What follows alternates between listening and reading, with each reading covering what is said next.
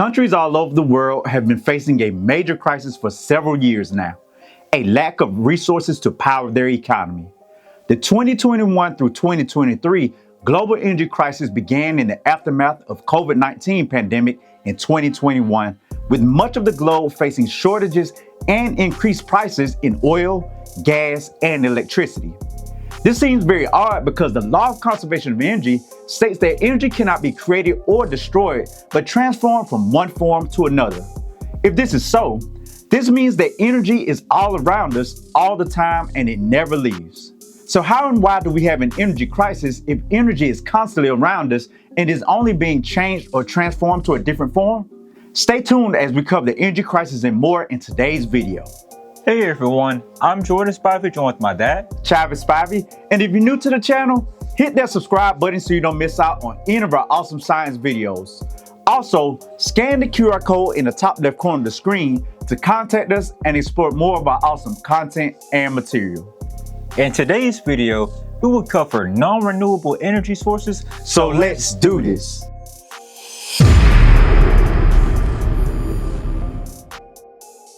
Our learning target for today is, I will be able to describe and explain the origin and consumption of non-renewable energy sources.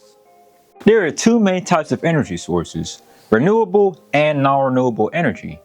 We use a combination of these energy sources to power our homes, schools, automobiles, businesses, and many other entities that require energy on a daily basis to operate. Non-renewable energy sources come out of the ground as liquids, gases, and solids. Energy sources are considered non-renewable if they cannot be replenished or made again in a short period of time. On the other hand, renewable energy sources such as solar and wind are replenished naturally and can be made again in a short period of time. In today's video, we'll cover the origins and consumption of the different types of non-renewable energy sources. There are four major non-renewable energy sources, which are natural gas, crude oil or petroleum, coal, and uranium or nuclear energy. We will focus on the first three with natural gas, crude oil, and coal. Let's begin with crude oil first. We use crude oil to make liquid petroleum products such as gasoline, diesel fuel, and heating oil.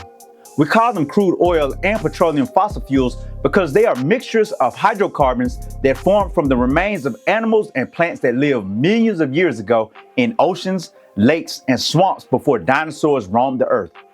Over millions of years, the remains of these animals and plants were covered by layers of sand, silt, and rock. Heat and pressure from these layers turned the remains into what we now call crude oil or petroleum. Petroleum means rock oil or oil from the earth. Crude oil is found in large underground deposits, in tiny spaces within sedimentary rocks, and near the surface in tar or oil sands. Petroleum products are made from crude oil and other hydrocarbons contained in natural gas. Petroleum products can also be made from coal, natural gas, and biomass. In 2022, 98 countries produced about 80.75 million barrels of crude oil, and 5 countries combined accounted for about 52% of the total. As you can see, the United States produces the most crude oil with a total of 14.7%. Out of this 14.7%, 42.5% of the United States crude oil is produced in Texas. We use crude oil for fuel to power our vehicles, to generate electricity, agriculture, beauty supplies, and many other applications in our daily lives. As you can tell, we use it for some of everything in our daily lives. Quick check for understanding. Why is crude oil so critical for daily survival in the United States? Pause the video and take 2 minutes to write your responses. You got this.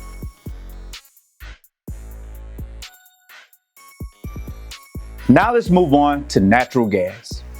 Natural gas is a fossil energy source that forms deep beneath the Earth's surface. Natural gas contains many different compounds. The largest component of natural gas is methane, a compound with 1 carbon atom and 4 hydrogen atoms. So what is the origins of natural gas, or how did it form? That's an excellent question. Millions to hundreds of millions of years ago, and over long periods of time, the remains of plants and animals such as diatoms built up in thick layers on the Earth's surface and ocean floors, sometimes mixed with sand, silt, and calcium carbonate. Over time, these layers were buried under sand, silt, and rock. Pressure and heat change some of this carbon and hydrogen-rich material into coal, some into oil or petroleum, and some into natural gas. In some places, natural gas leaked into the air from cracks in the earth and was ignited by lightning or fire. When people first saw this burning natural gas, they experimented with and learned they could use it for heat and light. Natural gas is found in pockets underground. Geologists use seismic surveys on land and in the ocean to find the right places to drill for natural gas and oil wells. In the US, 35% of our electricity is powered by natural gas. The industrial sector uses about 34% of natural gas to power the buildings and factories. Over 75,000 vehicles in the US run on natural gas, and 50% of homes rely on natural gas for heating and cooking. As you can tell, natural gas is a major influence on our daily lives. Now let's move on to coal. Coal is a combustible black or brownish black sedimentary rock with a high amount of carbon and hydrocarbons. Coal is classified as a non-renewable energy source because it takes millions of years to form. Coal contains the energy stored by plants that lived hundreds of millions of years ago in swampy forests. Layers of dirt and rock cover the plants over millions of years. The resulting pressure and heat turn the plants into the substance we call coal. Coal miners use large machines to remove coal from the earth. Many U.S. coal deposits, called coal beds or seams, are near the earth's surface, while others are deep underground.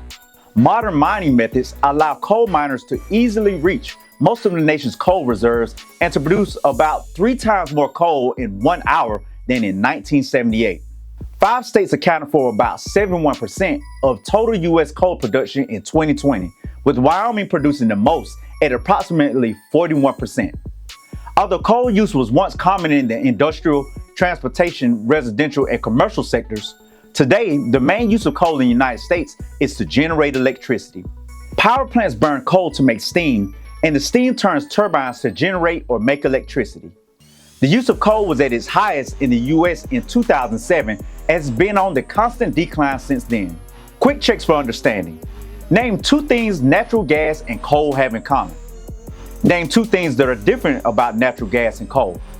Pause the video. You have 4 minutes to write your responses. You got this.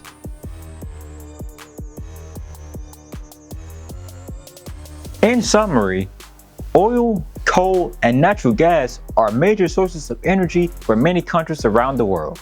Unfortunately, human society is for the time being dependent on non-renewable resources as its primary source of energy. Approximately 80% of the total amount of energy used globally each year comes from fossil fuels. This is becoming more and more of a problem as fossil fuels are being used more and more and they're running out at an accelerated rate. Society must increase its usage of renewable resources such as wind and solar power to cut back on its usage of the dwindling supply of fossil fuels. Now back to the beginning of our video. It is true that energy cannot be created or destroyed, and it changes from one form to another. So why are we having an energy crisis? The answer is simple. The type of energy fossil fuels and other energy sources are transforming into when they are being used is actually heat energy. So it is not that the energy is not here on Earth, but at this current time, we do not have the technology to recapture that heat and convert it back into a usable form of energy. Quick checks for understanding. What is the origin and consumption use of oil? What is the origin and consumption use of coal? And what is the origin and consumption use of natural gas? Pause the video and take 5 minutes to write your responses. You got this. And that's our video for today. Now let's test your knowledge to see how proficient you are with describing and explaining the origin and consumption of non-renewable energy sources by taking our video quiz. Use your electronic device to scan the QR code at the top right of the screen, or you can click the link in the description box below the video to take the quiz. Remember, 80% or higher for proficiency. Record your results on your proficiency sheet, and if you don't get it the first time, you better keep going because it's not over until you win. Don't forget to hit that subscribe button, click that bell icon, and also scan the QR code to contact us and explore more of our awesome content and material. Peace and have a positive, productive day.